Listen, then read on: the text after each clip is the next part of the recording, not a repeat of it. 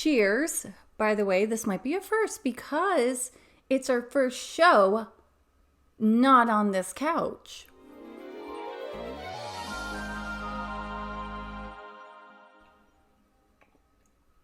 Hello, darlings, and welcome to Performance Perspective, where we talk about musicals, whether they're on stage or in film. But today is different. We went and saw a play. Who is we?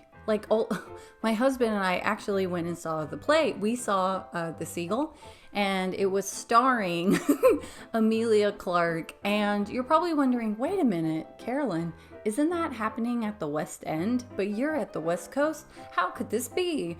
And it's because there's something called National Theater Live. In fact, at the theater I went and saw it, they gave us like a cute little program here. And so National Theater Live, where you're able to go to theaters and watch performances that are happening throughout the world. I believe they are more plays, but if I find out that they do musicals as well, that would be awesome.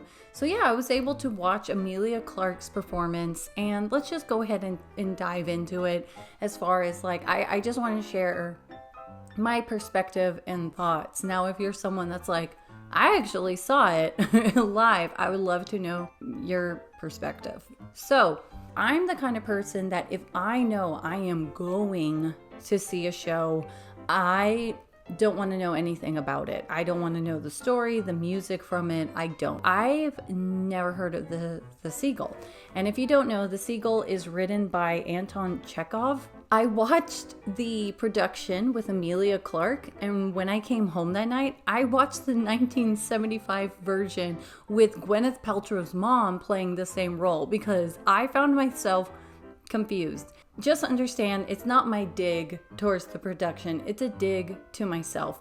I don't think I'm cultured enough for this type of production where I call it artsy fartsy. I know I need to find a better way of explaining it, but it made me feel like, the SNL skit with Emma Stone, and everyone's in theater and they're like, wow. That's how I felt about watching it. Not the talent, but let's just talk about the set. And yes, my husband and I actually got in an argument about this. Now, keep in mind, my husband is not a theater person. He's a creative person for sure, but here it is. Let me just explain where we argued. So I was saying, I don't like the set. It looked like Home Depot, and he because it was only wood, nothing was painted, and also the other thing they had, no props, that's fine. It was just chairs, and even how they were dressed, it seemed just regular clothes with similar color scheme, whether it was blue, green, black, and they were all no shoes. I almost said footless. They were all barefoot, which made me even more why? I don't get it, but whatever. Now my husband was saying, oh, it's not a set, it's a stage. And I was like, no, a set, they had to build something. They had intention to say, here it is, we created this.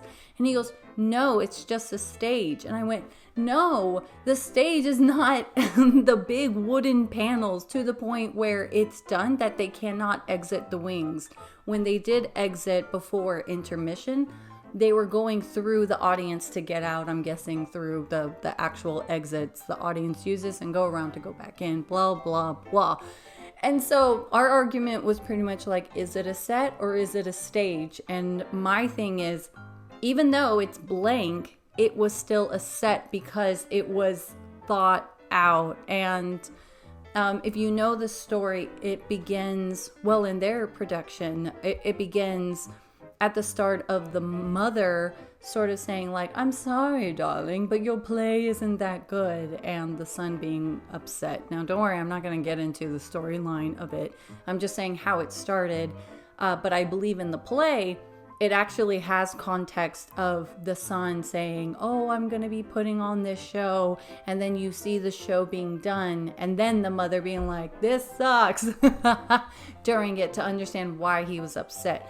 But in this production, that doesn't even happen. It just starts. And my husband pointed out, he goes, oh, maybe the set is to reflect the production of what the son was doing as far as this is my show, and it's not extravagant, it's not done in such a huge way, and the mother is like a known actress coming back into this like sort of small town, and instead of being supportive towards her son for being creative, it was like, like, come on, honey, like, let's be realistic, this isn't good, blah. Yeah, so I was like, oh, like, this was a really cool perspective that he caught that I didn't at all. So that was interesting. And yeah, but still, I'm like, I didn't understand, why were they barefoot? It felt like I was watching a rehearsal.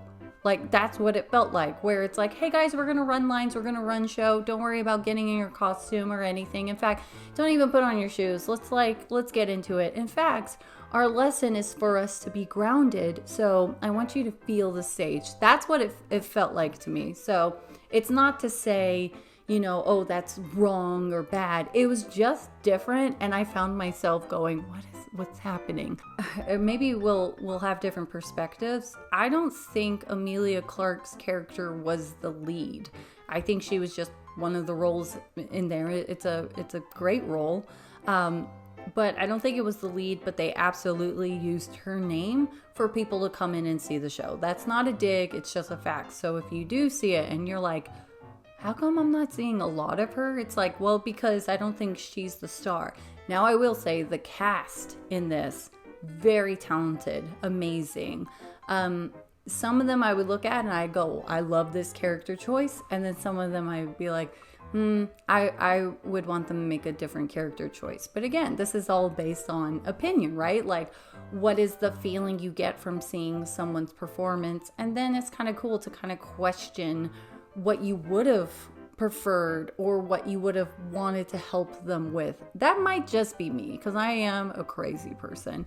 I think what amazed me about this show is to think how different theater is now, because when you think of like typical theater, like back in the day, like I remember back in the day, the headshots, it was about being black and white, which I agreed when they decided to have headshots in color, because who watches a musical that's black and white unless you're colorblind? Like usually like the sets in color, so it is funny to think you would want to see your performer black and white headshot when it's like, then you see them audition, you're like, oh, a red shirt.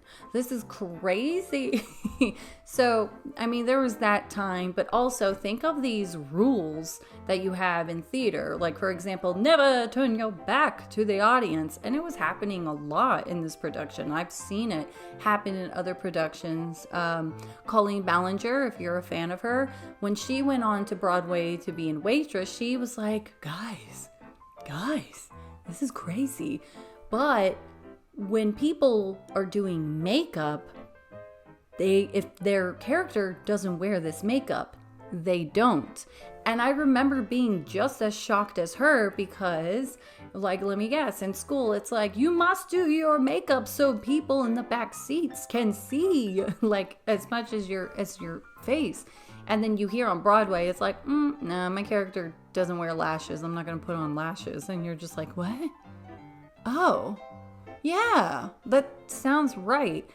Another thing I noticed is their mics were like hot, meaning you can hear everything. Like, I can hear that over and over. And it's not a complaint, but what this allowed was they weren't, another thing we learn in theater is about projecting and being loud enough for everyone to hear and stuff. And yet this show, I was like, is this ASMR? Because everyone has like a lovely speaking voice, and it could be because they have like a really nice accent as well, but they were just so tender in the way that they spoke a lot of the times. And now I have a monologue and I can talk as quietly as possible, and you find yourself in the seat being like, what? And that's what movies do to you, right? They're allowed to be as quiet and speak as if you're right there, because the camera's right there for you to be like, what? But in a performance, you're farther away, but because the mic was so hot, It's like, should I lean in? Now, I will say there's 2 gunshot fires in this thing. So when the first gunshot happened, I was like, my heart, like, oh my gosh. And you can hear people in the theater scream because it not only did they have that effect, but they added lights to it. And now, okay. I'm not here to be like a play critic, but I'm just trying to set it up for you.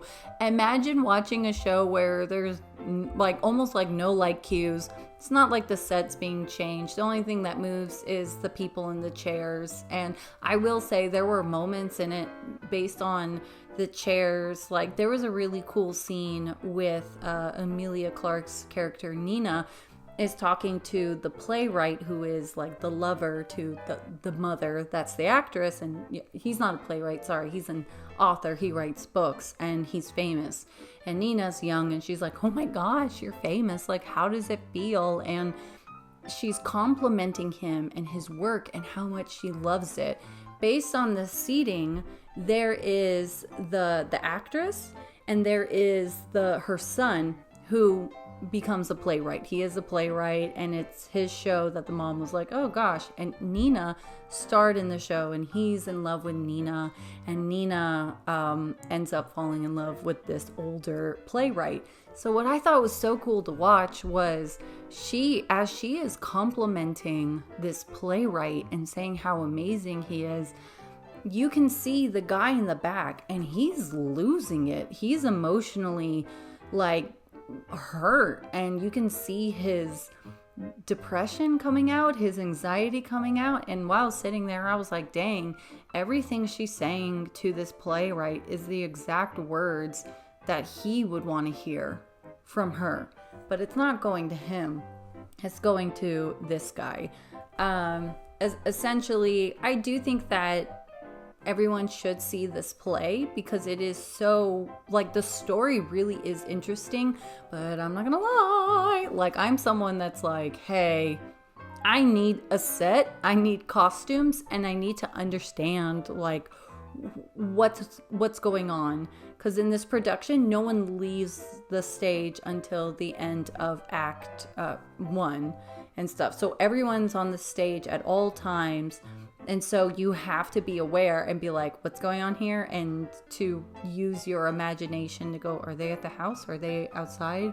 I think they're still on the island. I don't even know the time frame right now. Oh, they just said the time frame. Okay, so you have to be aware. In the movie that I watched, you know, I can keep up because I see where they're going and I understand the time frame of like, oh, they've grown up. Oh, whatever. So I don't even know what I was talking about. I'm not gonna lie. Okay, wait, the gunshot. So again, you have to remember there's like the set never changes. There are no light cues. It's just the people and chairs and that's it, right? You have to be focused on what's going on. So when that gunshot happened, the lights go so bright and the sound is so loud. So you're just like, ah!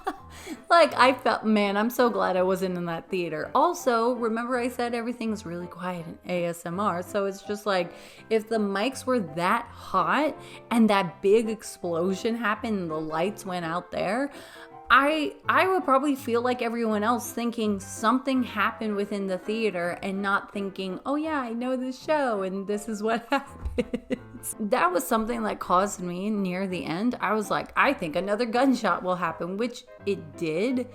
And I was plugging my ears near the end of the show because I was like, man, I don't want to hear this sound again. Like it's too much for my eardrums. And so that meant that I couldn't hear anyone talking. So I remember leaving the show and I was like, I actually have no idea how the show ended because I had my ears plugged. But yeah, I think that's about it as far as like what I want to say about the Seagull. I think the play is really good. Like it's a really great story.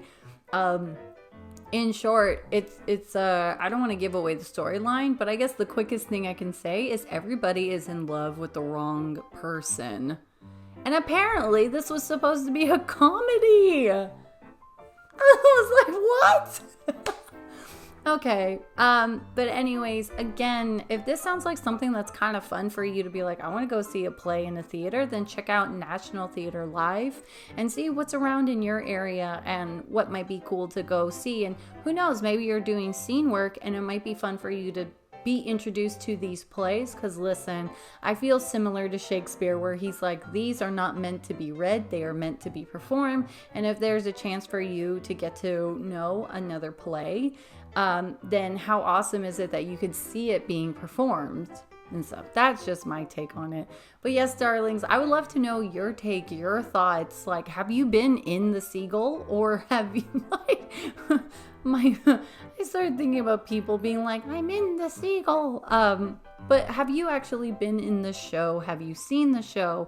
I would love your take on, like your thoughts on it. What do you think? Also, if you feel like, 3 videos from you every week isn't enough, you can see what I'm up to on TikTok or Instagram. Care Off Book. And without further ado, take care, darling.